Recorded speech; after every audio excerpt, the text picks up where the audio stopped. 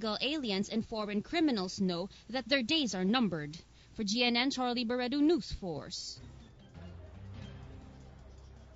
Meanwhile, incoming Senate President Aquilino Coco Pimentel III announced that federalism, peace roadmap, and war against drugs are the priorities of the legislative agenda in the 17th Congress. The senators stated that they are ready to assist implementers any way they can if there is any lacking in the policies or laws. Pimentel also said that the reformation of the income tax system and budget system are also among the concerns of the Senate, which they will also address. The Finance Department creates a team to cut the red tape in government offices. Hanilin Bisco has the report. With the issuance of Department Order No. 38/2016, the Department of Finance or DOF hopes to speed up work-related processes in the department and its attached government agencies. This include the Bureau of Customs, Bureau of Internal Revenue, as well as the government-owned and controlled corporations. The order creating the anti-red tape team, to be led by Undersecretary Gil Beltran, was quoted citing the DOF's commitment to streamline the delivery of government services. This came following the directive of President Rodrigo Duterte for all government offices to provide public with fast and hassle-free frontline services. Moreover, the department order backs Republic Act No. 9485, also known as the Anti-Red Tape Act of 2007, called at preventing graft and corruption in government offices. Beltran, then Finance Chief's Economist and Undersecretary for Policy Development and Management Services Group, will be joined by members of the department's task force, Committee on Citizens Charter, and a representative from each attached agencies. For GNN, Hanilin Bisco, News Force. While Cebu-based businessman Peter Lim claims innocence after being identified as a drug lord by the president. Chrissy de Matulak has the story. Businessman Peter Lim claims he is innocent to the National Bureau of Investigation or NBI after being identified by President Rodrigo Duterte as a big-time drug lord. Lim is also the same person the House of Representatives Committee on Dangerous Drugs identified in 2006 for the same allegations. The alleged drug lord said he is willing to cooperate in order to clear his name and his family from danger. According to Lim's lawyer, Ramon Esguerra, Peter Lim has to deal with the allegations himself, for the real Peter Lim will never surface. Lim arrived at the NBI with his lawyers on Thursday to be interviewed by probers led by the Bureau's Special Task Force on Drug Abuse Head Director Roel Bolivar. For GNN, Chrissy de Matulak, News Force.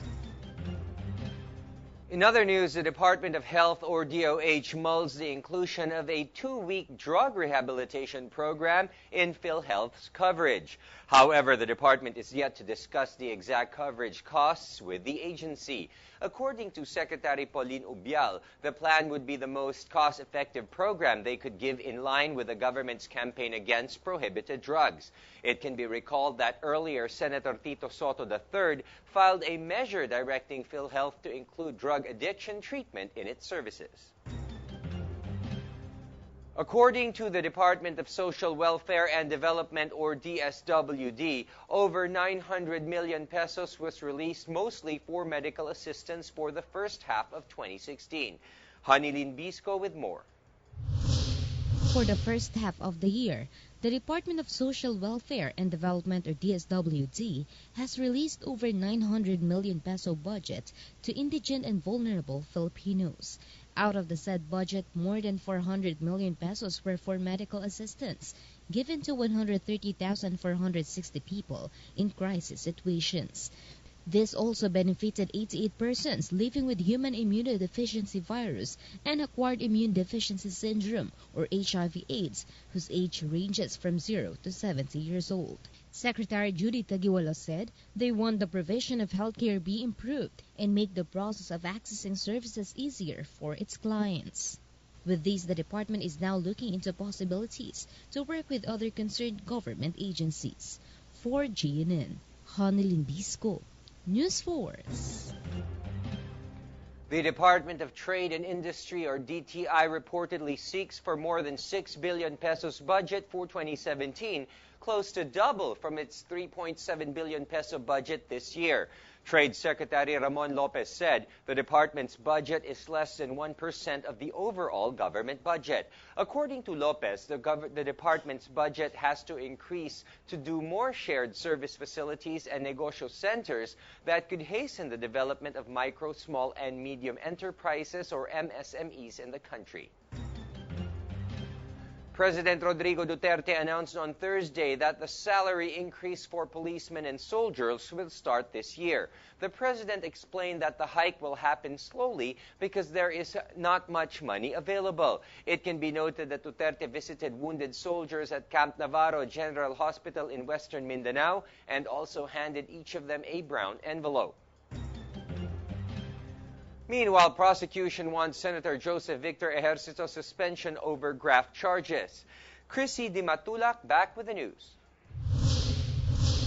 The Office of the Special Prosecutor filed a motion seeking to suspend Senator Joseph Victor J.V. Ejercito from his Senate duties for facing a graft charge over the use of calamity funds for the purchase of firearms. The prosecution cited Section 13 of Republic Act 1319, which states that public officials charged with a valid information of graft will be preventively suspended from office and will lose his or her benefits at the time of his or her suspension. A graft charge was filed over the anomalous purchase of high-powered rifles worth 2.1 million pesos using calamity funds when he was seated as mayor of San Juan in 2008. Reports alleged that Ejercito connived with other city officials for the purchase of high-powered firearms in February 2008, using the calamity fund as investment for disaster preparedness. Ejercito approved the purchase, although the city was not under a state of calamity, after the city council passed the city ordinance allowing the former mayor to buy the firearms for the city's police department. For GNN, Chrissy Di Matulak, News Force. Anti-mining group Protect Manicani Society or PROMISI urged officials of the Department of Environment and Natural Resources, Mines and Geosciences Bureau or DENR-MGB in Eastern Visayas to resign. The group claimed that officials Leonardo Sibaluca and Nonita Caguia did not follow the order given by Environment Secretary Gina Lopez to stop the transport of nickel ore on Manicani Island. The Hinatuan Mining Corporation is on the process of hauling their nickel ore stockpile, which is being opposed by PROMISI. Senator Pacquiao reaffirms membership with PDP Laban. Government of the Philippines panel seeks NDF peace talks to be rescheduled in August. And youth organizations urges SE to stop implementation of curfew ordinances. Stay tuned for those stories and more reports when News Force returns.